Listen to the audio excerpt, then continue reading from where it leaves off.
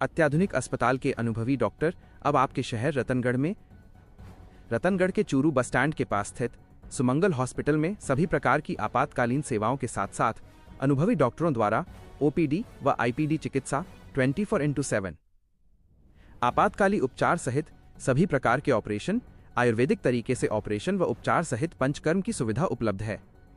पता Sumangalam hospital, Churu bus stand के पास, रतनगढ़। रतनगढ़ तहसील के गांव पायली में स्थित ओमबनाथ धाम के 13वें वार्षिक उत्सव पर चल रही 7 दिवसीय नानी भाई के मायरा की कथा के दूसरे दिन रविवार को कथावाचक रणवीर भाई शेखावाटी वाले ने कहा कि जिस घर में महिलाओं का सम्मान होता है वहां लक्ष्मी का वास होता है। उन्होंने कहा कि महिलाएं पूरे परिवार का ध्यान रखती है और बिना रुके दिन रात परिजनों की सेवा करती है। ऐसे में हमारा भी कर्तव्य है कि हम महिलाओं का सम्मान करें। महाराज ने कथा के दौरान नरसिंह मेहता के प्रसंग पर विस्तार से प्रकाश डाला। कथा के प्रारंभ में मुख्य यजमान जसवंत सिंह दंपति ने व्यासपीठ की पूजा अर्चना की। दिनकर महाराज के सानिध्य में चल रही वार्षिक उत्सव के अंतर्गत एक कुंडीय हवन का भी आयोजन किया जा रहा है। पंडित आदिमोहन तिवारी ने रविवार को काल सर्प दोष, गृह शांति, पितृदोष, मंगल दोष, संतान प्राप्ति आदि बाधाओं के निवारण के लिए यज्ञ में आहुतियां दिलवाई। इस दौरान दिनकर महाराज ने कहा कि यज्ञ केवल आहुति देने के लिए नहीं होता बल्कि जीवन को उच्च आदर्शों की ओर ले जाने का पवित्र मार्ग है। यज्ञ का अर्थ समर्पण, त्याग व शुभ संकल्पों का जागरण है। वेदों में यज्ञ को सृष्टि का आधार कहा जाता है क्योंकि यज्ञ से ही संतुलन, पवित्रता एवं दिव्यता आती है। महाराज ने कहा कि जब हम अपने भीतर के नकारात्मक भावों को अग्नि में समर्पित करेंगे तभी हमारे सद्भाव व धर्म के मार्ग प्रशस्त होंगे। इस अवसर पर पूर्ण सिंह, डॉक्टर गुलाबचंद वर्मा, जगदीश सिंह, जोधराज सिंह, जमनाराम, भंवरलाल सारस्वत, मगन सिंह, मालू सिंह, घीसू सिंह, सवाई सिंह, करणी सिंह, उमाकांत शर्मा, राजेंद्र सिंह शेखावत, बच्चन सिंह सहित काफी संख्या में श्रद्धालु उपस्थित थे।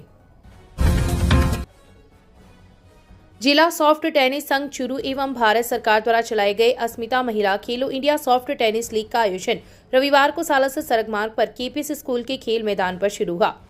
प्रतियोगिता का शुभारंभ सहीराम गुदारा ने किया। इस मौके पर इंद्र प्रकाश टिकीवाल, अरविंद टिकीवाल, आरिफ मोहम्मद, डॉक्टर कादिर हुसैन, रामकुमार गुदारा, विजय गुदारा उपस्थित थे।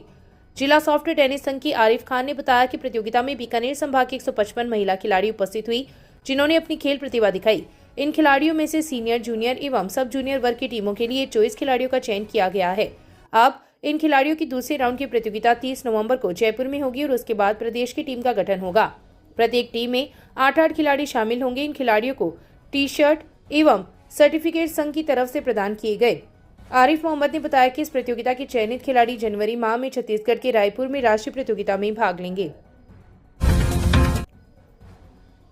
शहर के मावलियों की पास स्थित श्री जैन माता मंदिर की वार्षिक उत्सव पर चल रही भागवत कथा के तीसरे दिन रविवार को कथावाचक संदीप शास्त्री ने कहा कि भक्ति का सबसे सुगम मार्ग भागवत श्रवण है। भक्ति की महिमा पर बोलते हुए कहा कि इसके माध्यम से भगवान भी हमारे वश में आ जाते हैं। प्रहलाद चरित्र पर बोलते हुए कहा कि भक्त प्रहलाद की सच्ची भक्ति के कारण ही भगवान उनकी रक्षा के लिए खंबे से प्रकट हुई थी। उन्होंने सुखदेव महाराज द्वारा राजा परीक्षित को कथा सुनाने, विदुर चरित, हिरण्याकश्यप वध, प्रहलाद चरित्र, शिव पार्वती विवाह के प्रसंगों पर विस्तार से प्रकाश डाला। कथा के प्रारंभ में मुख्य यजमान सूर्य प्रकाश शर्मा दंपति ने व्यासपीठ की पूजा अर्चना की। इस अवसर पर पूर्व पालिका अध्यक्ष संतोष कुमार इंदौरिया, गणेश हारित, हनुमान प्रजापत, रामरतन नीमीवाल, देवी दत्त, बिहारी लाल, गिरधर गोपाल, हरिशंकर चोटिया, आशाराम, विद्याधर स्वामी, पूर्णमल भाटीवाल, जगदीश प्रसाद सहित काफी संख्या में श्रद्धालु उपस्थित थे। लॉयंस क्लब रतनगढ़ प्रेरणा द्वारा भामाशाहों द्वारा 2 व्हील चेयर रविवार को प्रदान की गई है। उसमें से एक व्हील चेयर क्लब के जरूरतमंद लड़की को प्रदान कर राहत प्रदान की है तथा एक व्हील चेयर को भविष्य के लिए अपने कोष में सुरक्षित रखा है।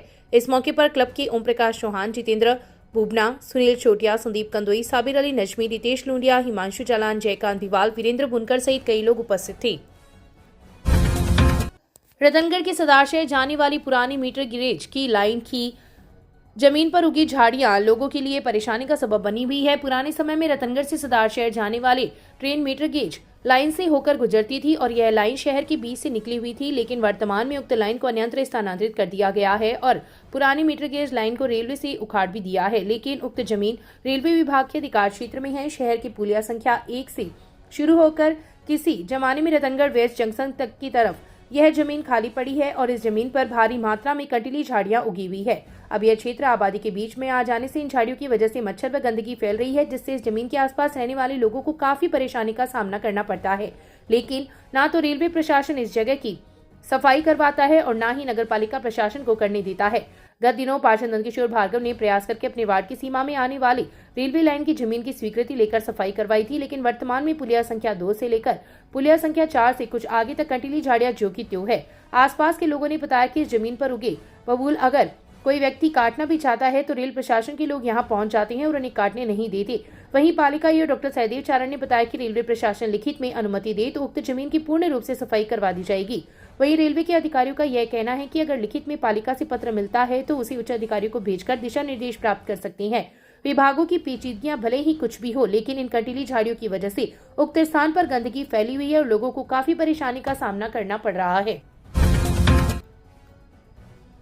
चाचा भतीजा के साथ मारपीट की घटना का मुकदमा रविवार को पुलिस में दर्ज हुआ है। घटना 20 नवंबर की बताई गई है। पुलिस ने बताया कि वार्ड संख्या 11 का रहने वाला नवरत्न खटीक ने रिपोर्ट दी कि उसके चाचा डूंगरमल का एक बाड़ा तेरापन भवन के पास है, जहां पर वे आते जाते रहते हैं। 20 नवंबर की शाम उसके चाचा डूंगरमल बाड़ी में थे। इस दौरान सामने की दुकान पर लगभग 7-8 लड़के बैठे थे, जिसमें विनय शर्मा, शेरू स्वामी, रजनीश गाडगिल भी शामिल थे। वे शराब पी रहे थे और आपस में जोर जोर से बोल रहे थे। जब उसके चाचा डूंगरमल ने उन्हें कहा कि जोर से क्यों बोल रहे हो, तो इतने में ही इन लोगों ने उसके चाचा डूंगरमल के साथ धक्का मुक्की करते हुए जाति सूचक गालियां निकाली। जब वह वहां से गुजर रहा था तो उसने बीच बचाव किया, लेकिन इन लोगों ने उसके साथ मारपीट करते हुए जाति सूचक गालियां निकाली। पुलिस ने विभिन्न धाराओं में मुकदमा दर्ज कर जांच शुरू कर दी है। मामले की जांच डीवाईएसपी इंसार अली कर रहे हैं। तारानगर के तहसील के गांव जवानीपुरा में उस समय ड्रामा शुरू हो गया जब राजगढ़ निवासी दूल्हा आकाश की बारात निकलने से पहले ही दोनों पक्षों में जबरदस्त विवाद हो गया। फोन पर हुई तीखी बहस ने इतना तूल पकड़ा कि दुल्हन पक्ष ने बारात लाने से ही मना कर दिया, जिस पर दूल्हा आकाश अपनी मां, स्वीटी, 2 बुआओं और अन्य रिश्तेदारों को लेकर माफी मांगने दुल्हन काजल के गांव पहुंच गया। वर पक्ष का कहना है कि वहां उन्हें माफी नहीं बल्कि थप्पड़ मुक्की व लाठियां मिली। दूल्हे ने बताया कि गांव में मौजूद करीब 50 लोगों ने अचानक उनके परिवार पर हमला बोल दिया। आरोप है कि उसकी मां के सोने के आभूषण भी तोड़ लिए तथा गाड़ी में तोड़फोड़ की गई। वहीं मारपीट इतनी बढ़ गई कि वरपक्ष को खाली हाथ वापस लौटना पड़ा।